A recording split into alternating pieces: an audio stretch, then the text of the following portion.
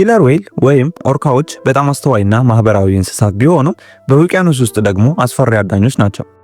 ወርልድ ኦፍ ኦርካ በተባለው የውሃ መዝናኛ ውስጥ ሲዶቶ የተባለችው ኦርካ ላለፉት 20 ዓመታት የዋናው ኮከብ ነበረች። አንድ ቀን ሁለት ሰራተኞች ስራቸውን አጠናቀው ሲወጡ ስለ ሲዶቶ ያወራሉ። ሲዶቶ ልጇን ካጣች በኋላ እንደ ድሮ እንዳልሆነች ይወያያሉ። የመዝናኛ ማዕከሉ ልጇ በበሽታ ሞተ የሚል ይፋዊ መግለጫ ቢሰጥም ሰራተኞቹ ግን ኩባንያው ልጇን ሽጦባት ወይም ወስዶባት እንደሆነና ሲዶቶም ይህንን እንደምታውቅ ይጠራጠራሉ። ማዕከሉ ከመዘጋቱ በፊትም አንዷ ሰራተኛ ሲዶቶን ለማየት ትሄዳለች። ነገር ግን ሲዶቶ ስትጠራ አልመጣችም። ሰራተኛዋ ሁኔታውን በቅርብ ለማየት ወደ ገንዳው ውስጥ ትገባለች። ነገር ግን በድንገት ከበስተጀርባዋ የሆነ ነገር ሲንቀሳቀስ ደነገጠች። ሲዶቶ በዙሪያዋ እየዋኘች ከቆየች በኋላ በድንገት ጥቃት ሰነዘረችባት። በሌላ በኩል ማቲ የተባለች ወጣት አንድ ምግብ ቤት ውስጥ እየሰራች ሳለ በድንገት የፍቅረኛው የቻድ ድምጽ አስደነገጣት። ቻድ ገና ምሩቅ ነው። ማቲ ለምርቃቱ ስላልመጣች ጓደኛቸው ትሪሽ እንደተቀየመች ጠይቀዋለች። ቻድ ግን በምክንያት እንዳመከኝላት ይነግራታል።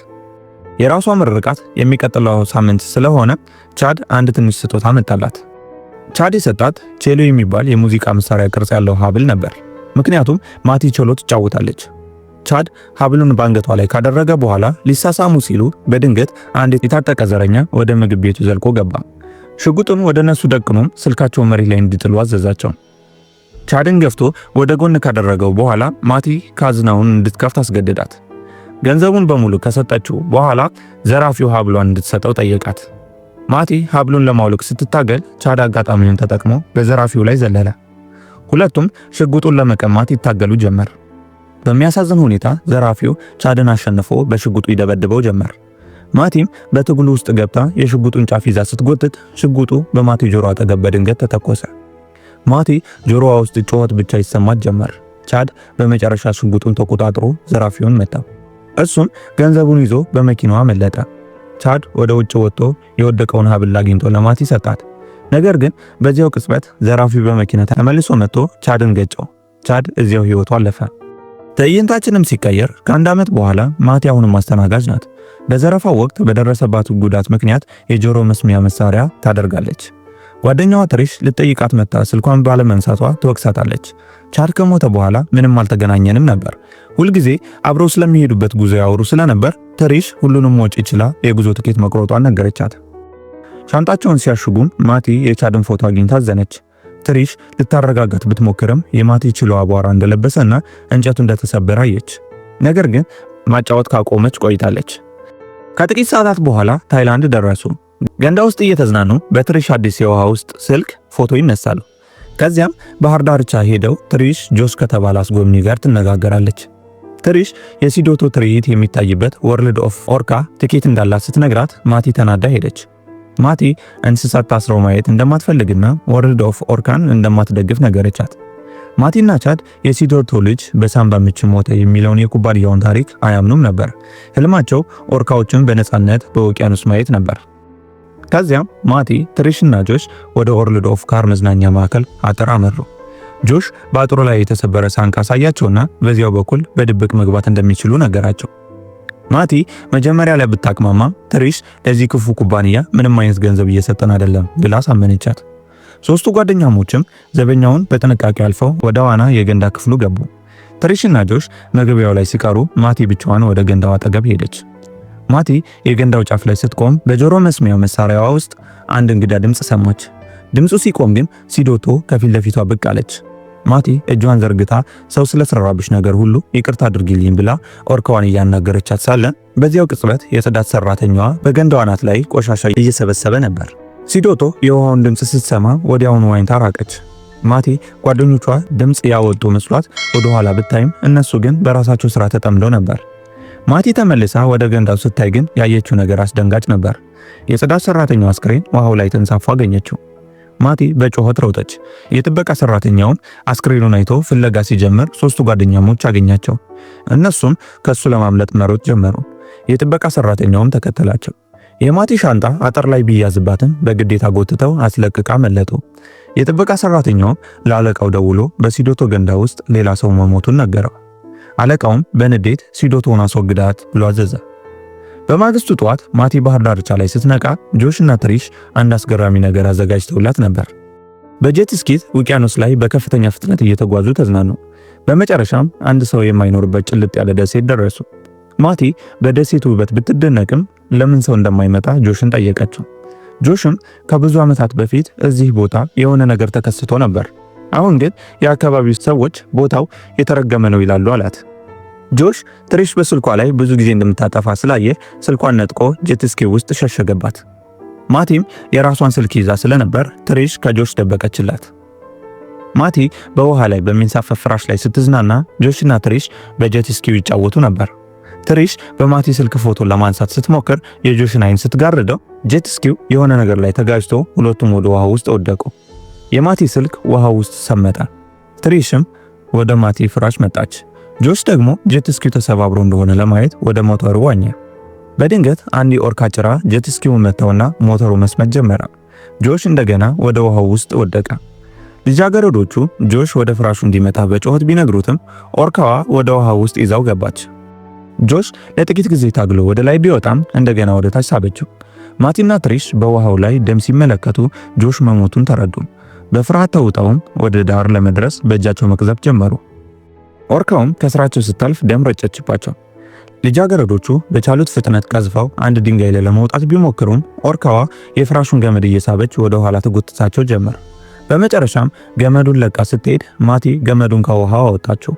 ኦርካዋ ተመልሳ ስትመጣ ግን ማቲ ታጠፈውን ክንፏን ስትመለከት ሲዶቶ መሆኗን አወቀች። ሲዶቶ ወደ ፍራሹ በጣም ብትቀርብም ምንም ሳታደርጋቸው ሄደች። የማቲ የጆሮ መስሚያ መሳሪያ እንግዳ ድምጽ መስማት ሲጀምርም ሲዶቶ ፊቷን አሳይታ ድምጿን አሰማቻቸው። ማቲ ለማምለጥ ብቸኛው መንገድ ዋና መሆኑን ተረዳች። ሲዶቶ እየቀረበች ስለሆነ መፍጠን ነበረባቸው። ትሪሽ ወደ ውሃው ዘለለች። ማቲ ግን የጆሮ መስሚያዋ ድምጽ ስላስቸገራት ደንግጣ ቆመች። በመጨረሻ ወደ ውሃው ስትገባ የመስሚያ መሳሪያዋ ተጨማሪ ባትሪ ከኪሷ ወጥቶ ውሃ ውስጥ ሰመጠ።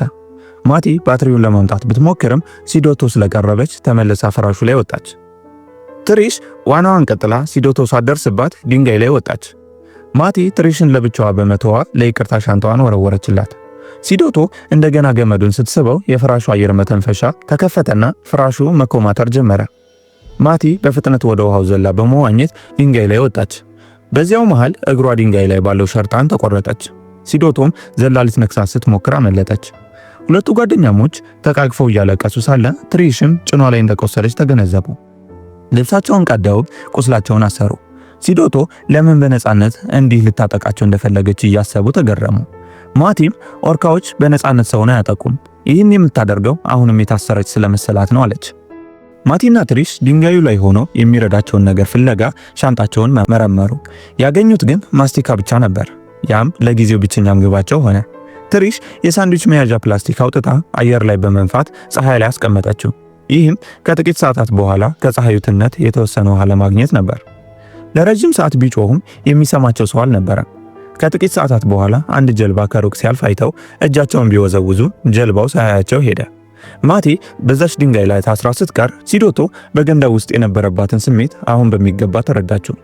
ነገር ግን በድንገት ሲዶቶ በቅርብ ስትዋኝ የማቲ መስሚያ መሳሪያ እንደገና ድምጽ አሰማ።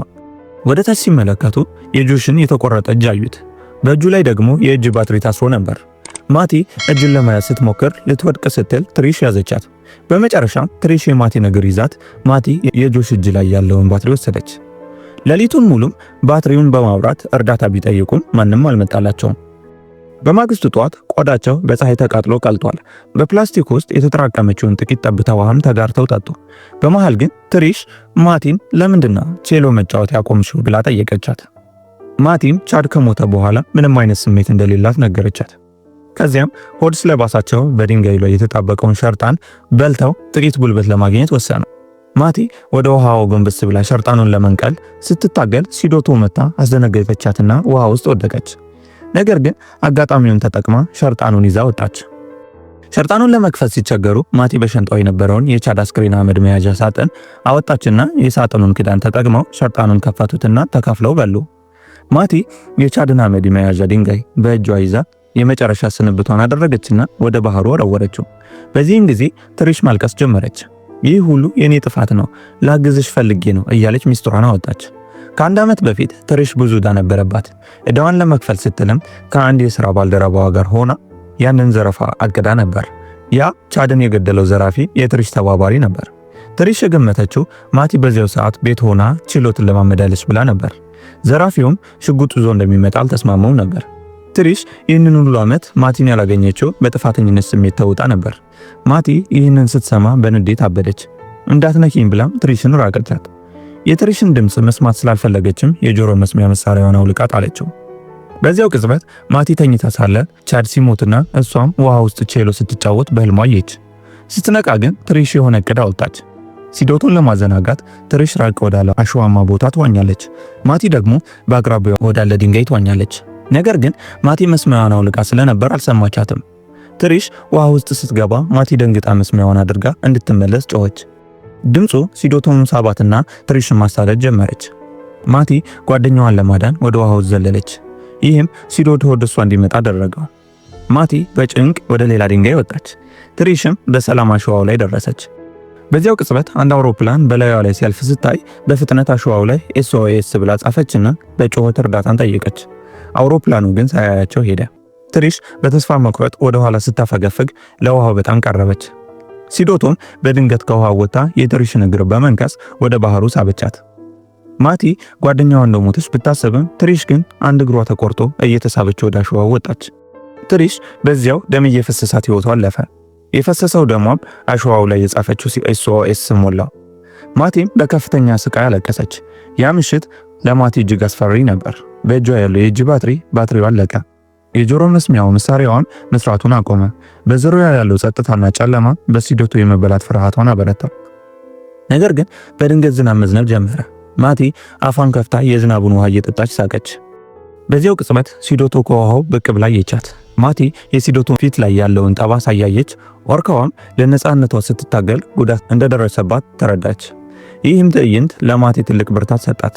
እሷ ለነጻነቷ ከታገለች እኔም መታገል አለብኝ ብላ ወሰነች። ማቲ ወደ ውሃው ዘላ በመግባት በከፍተኛ ፍጥነት እየዋኘች ድንጋዮች ላይ እየዘለለች ትሪሽ ወዳለችበት አሸዋማ ቦታ ደረሰች። የጓደኛዋን አስክሬን አግኝታም አይኖቿን ከደነችላትና አሸዋ ላይ ቀበረቻት። ከዚያም ትሪሽ የነገረቻት ትዝ አላት። የትሪሽ አዲስ ስልክ ውሃ የማይገባው ስለሆነ በሰመጠው ጄት ስኪ ውስጥ እንዳላሰበች። ማቲ ጄት ስኪው የሰመጠበትን ቦታ ፈልጋ አገኘችውና ወደ ጥልቁ ባህር ገባች። በከፍተኛ ፍጥነት ዋኝታም ወደ ሰመጠው ሞተር ደርሳ የትሪሽን ሻንጣ ይዛ ወደ ላይ ወጣች። ሻንጣው ውስጥ ስልኩንና የቼሎ መጫወቻ እንጨቷን አገኘችው። ነገር ግን ስልኩን ከፍታ ልትደውል ስትል ባትሪው ዘጋባት። በዚያው ቅጽበት የሆነ ነገር ከኋላ ሲንቀሳቀስ ደነገጠች። ከጄት ስኪው የወጣው የህይወት አድን ጃኬት ነበር። ሲዶቶ ተመልሳ ስትመጣም ማቲ እንደገና ወደ ውሃ ውስጥ ገባች። ልትይዛት ስትሞክር ማቲ ከሰመጠው ጄት ስኪ ጀርባ ተደበቀች። በዚያው ትግል መሃል ግን የማቲ ሀብል ድንጋይ ላይ ተያዘባት። ማቲ ልታመልጥ ብትታገልም ሀብሉ አለቅ አላት። በመጨረሻም ሀብሉ ተበጠሰና ማቲ ነፃ ወጣች። ሲዶቶ በድጋሚ ልትነክሳት ስትጠጋ ማቲ የቼሎ እንጨቷን አውጥታ ኦርካዋን ክፉኛ ወጋቻት። ሲዶቶ በህመም እየጮኸች ዋኝታ ራቀች።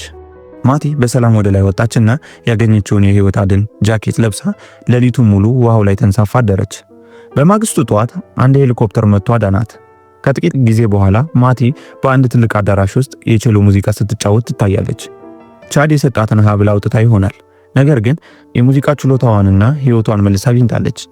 ታሪኩም ማቲ በራስ መተማመን ተመልሳ ሙዚቃዋን ስትጫወት በድል ይጠናቀቃል።